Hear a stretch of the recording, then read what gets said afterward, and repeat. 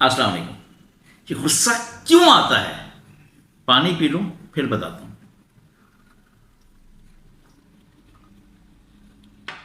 بھئی بات یہ ہے کہ جب بھی کوئی ہمارے مزاج کے خلاف بات کرے گا غصہ آئے گا. فطری بات ہے، یہ کوئی غلط بات نہیں ہے، آنا چاہیے. کہ جب بھی کوئی ہمارے مزاج کے خلاف کام کر رہا ہو ہمیں غصہ آئے گا اور ہم اسے غصے میں جواب دیں گے. اب ایک بات اور ہے، ہم نے غصے میں جواب دے دیا، بظاہر ہمیں بھی ایسا لگتا ہے یار ہم نے بڑا اچھا کیا، غلط کام نہیں کیا. بھئی اگر ہم غصے میں جواب نہ دیتے تو وہ ہمارے سر پر چڑھتا. لیکن اگر ہم ٹھنڈے دل سے ذرا سوچیں نا تو پھر ہمیں احساس ہوگا کہ نہیں، ہمیں ایسا نہیں کرنا چاہیے تھا، ہم نے بالکل غلط کام کیا. جب ہم غصے میں کوئی بات کریں گے وہ ہمیں اس وقت تو ہمیں لگے گا سب ٹھیک ہو رہا ہے، لیکن بعد میں پتہ چلتا ہے کہ جناب کیا تو نے کیا ہے. لہٰذا ہمیں غصے کو کنٹرول کرنا سیکھنا ہے، غصے کو پی جانا سیکھیں. کیسے ہم پئیں، کیسے کنٹرول کریں؟ اس پہ کوشش کرنی ہے، اس پہ ضبط کرنے کی. اپنے مزاج کو ہمیں بدلنا ہوگا. ٹھیک ہے. ایک بار کوئی شخص تھا، اس نے کسی دانا آدمی سے پوچھا کہ مجھے یہ بتائیں حضور کہ جی یہ غصہ جو ہے کیا چیز ہے یہ؟ تو اس دانا شخص نے کہا کہ یہ غصہ جو ہے کسی دوسرے کی غلطی پر خود کو بھڑکا دینا، یہ غصہ ہے. غلطی وہ کر رہا ہے، بھڑک ہم رہے ہیں. یعنی کہ ہم اپنا فشار خون بلند کر رہے ہیں، یعنی جو بلڈ پریشر ہے نا اس کو ہم دعوت دے رہے ہیں، آ مجھے بلڈ پریشر کی گولی کھلا روزانہ. تو بلڈ پریشر کو ہم خود دعوت دے رہے ہیں. ہم تو اس میں یہ بھی نہیں سوچتے، غصے میں کوئی بھی نہیں سوچتا کہ جی جب بات کر رہا ہوتا ہے کہ میرے سامنے کون کھڑا ہے، چھوٹا ہے بڑا ہے کون ہے، جو بھی ہے ہم نے اپنا بھڑاس نکالنی ہے. تو یہ تھوڑا سا یہ جو ہے نا بات اچھی نہیں ہوتی ہے. اب کیا ہوتا ہے، اس کے علاوہ کیا ہوتا ہے، ایک تو بات ہوتی ہے کہ ہم دو آدمی کو لڑ رہے ہیں الگ سے. ایک ہوتا ہے بعض اوقات ایسا ہوتا ہے کہ محفل میں بھی بیٹھ کے جو ہے نا لوگ جو ہے نا کچھ لوگ غصے پر قابو نہیں پا سکتے. اور کوئی بھی مہذب معاشرہ اس کو اچھا نہیں کہے گا. غصہ کرنے والے کو تو اسے لگ رہا ہے کہ ٹھیک ہے، کیونکہ وہ اپنے ہوش ہی میں نہیں ہوتا. پھر تو ہم پاگل ہو جاتے ہیں، دیوانے ہو جاتے ہیں. لہذا غصے کو قابو کریں. پھر سب سے بڑی بات یہ ہے کہ الحمدللہ ہم مسلمان، بحیثیت مسلمان ہمیں تو بالکل اس بات کی اجازت نہیں ہے کہ ہم کسی کو دوسرے کو برا بھلا کہیں. اچھا کچھ لوگ تو ایسے ہوتے ہیں کہ ان کا غصہ آتش فشاں ہوتا ہے، ایک دم اتنے آگ بگولا ہو جاتی ہیں، قتل و غارت پہ بھی اتر آتے ہیں. اب قتل و غارت بھی کر دیا انہوں نے، سب کچھ کر دیا. اب اس کے بعد کیا ہوتا ہے، خود ہی جیل میں جاتے ہیں، خود ہی اندر ہوتے ہیں. خاندان بیچارہ جو ہے نا، بیوی بچے اس کے بیچارے پریشان ہوتے ہیں. اچھا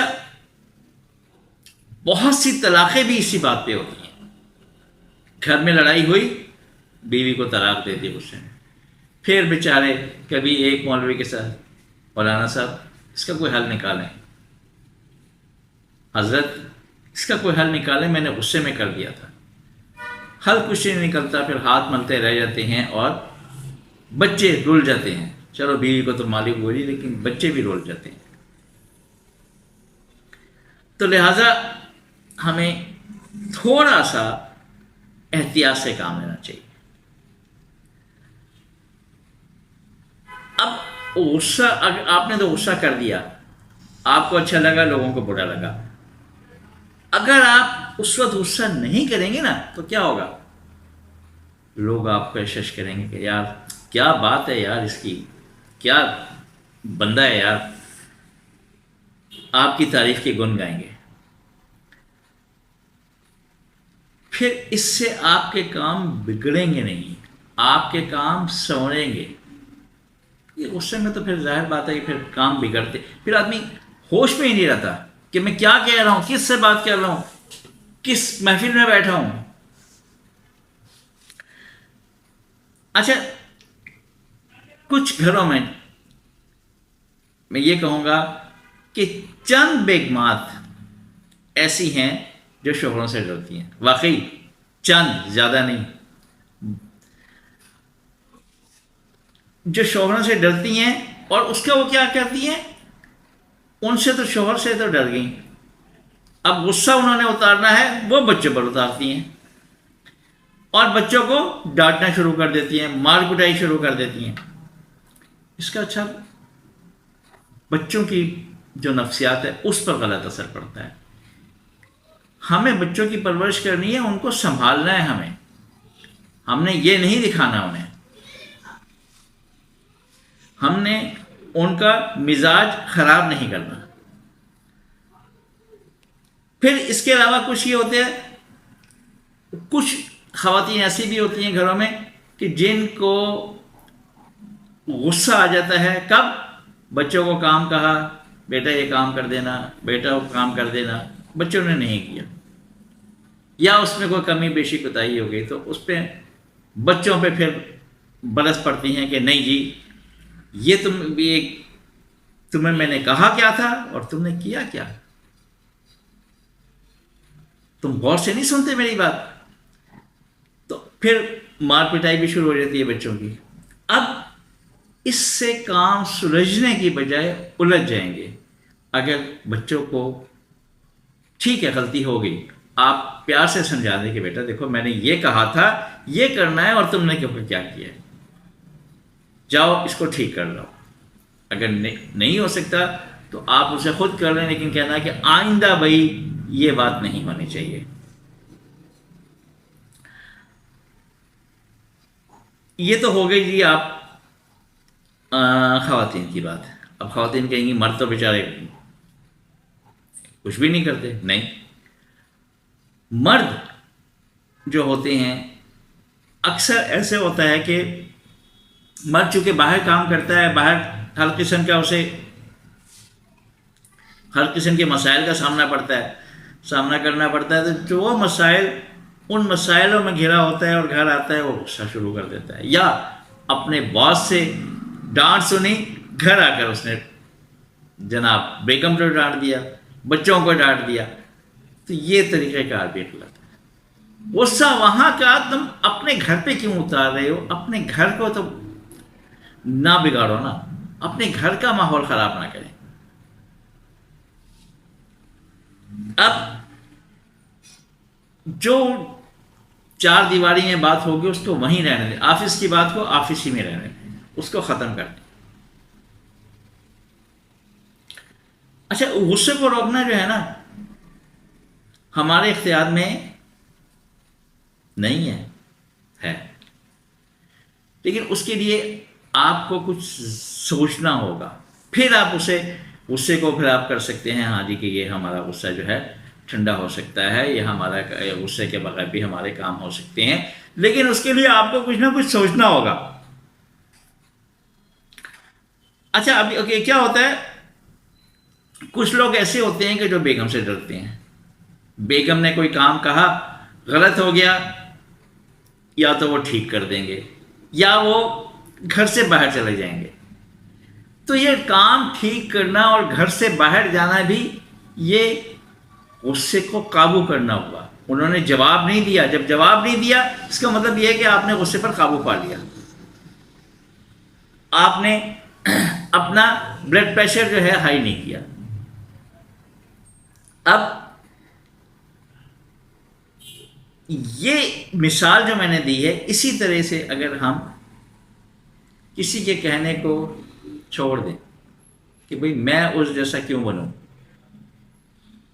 غصے کو ٹھنڈا کریں اور اپنے کام میں مشغول ہو جائیں. یہ بلڈ پریشر کی بیماری جو ہے آتی اسی لیے کہ اس کی وجہ یہی ہے کہ یہ غصہ جو ہم اندر سے وہ کرتے ہیں نا, اس کی وجہ سے آتی ہے.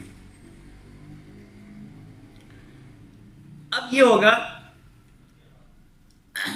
کہ اگر ہم تھوڑا سا اپنے مذہب پر چلیں,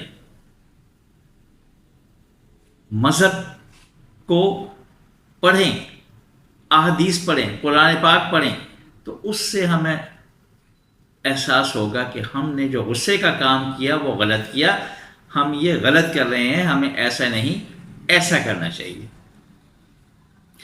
حضور صلی اللہ علیہ وسلم پر کفار مکہ نے کیا کیا ظلم کیے, لیکن کہیں ان کی مثال ہے ایسی کہ انہوں نے ان پر غصہ کیا یا گالی گفتار کی یا کچھ انہیں غلط بات کی؟ نہیں, ایسا نہیں. تو بھئی جب ہم ان کے پیروکار ہیں تو کیا ہم ان کی سنتوں پر عمل نہیں کر سکتے؟ اس کے لیے ہمیں تھوڑی سی کوشش کرنا ہوگی. ہم بیسک مین وجہ یہ ہے ہماری کہ ہم تو کبھی احادیث آج کل تو پڑھتے ہی نہیں. نیٹ پہ بھی ہم کیا کرتے ہیں, ادھر ادھر کی ہم فضول چیزیں دیکھیں گے, لیکن جہاں احادیث یا قرآنی اس کا آیا وہ کر دیں. تو احادیث پڑھیں, قرآن پاک کی آیات کو سمجھیں, خود بخود آپ کا غصہ جو ہے نا نارمل آ جائے گا, نارمل ہو جائے گا, آپ اسی راستے پہ آپ چل پڑیں گے. تیسرے پارے میں سورہ آل عمران کی 134ویں آیت میں ارشاد باری تعالیٰ ہے, وَالْكَاظِمِينَ الْغَيْظَ وَالْعَافِينَ عَنِ النَّاسِ وَاللَّهُ يُحِبُّ الْمُحْسِنِينَ.